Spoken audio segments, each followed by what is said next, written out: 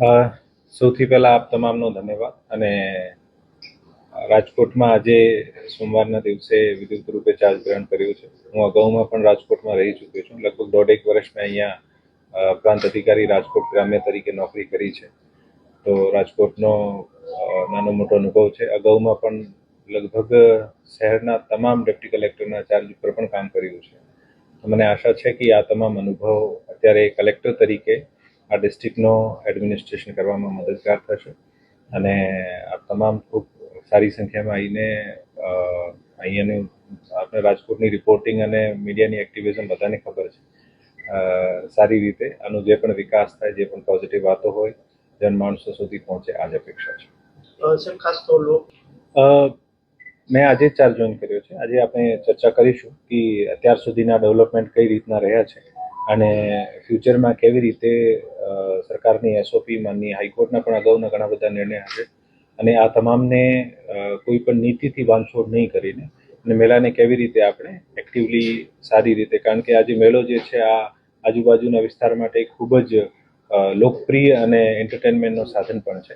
આપણે ડિસ્કશન કરીને આવી રીતે કોઈ એક નિષ્કર્ષ ઉપર આવીએ કે જેથી તમામની જે અપેક્ષાઓ છે આને પણ મહદઅંશે કેવી રીતે આપણે આવરી શકીએ છીએ અને એસઓપીનું પણ કેવી રીતે પાલન થાય. જેને જરૂર પડશે, જે પણ ડિસિઝન મેકિંગમાં જે પણ કન્સલ્ટન્ટ સ્ટેક હોલ્ડર્સની જરૂર પડશે, આ તમામને જે જરૂર પડશે તો ચોક્કસ બોલાવવામાં આવશે. એક વખત અત્યારે ચર્ચા કરી લઈએ કે અત્યાર સુધીના ડેવલપમેન્ટ શું છે અને આપણે કેવી રીતે આમાં આગળ વધવાનું છે. પછી જે પણ યોગ્ય સ્ટેક હોલ્ડર્સ હશે આને સાથે ચર્ચા કરવામાં આવશે.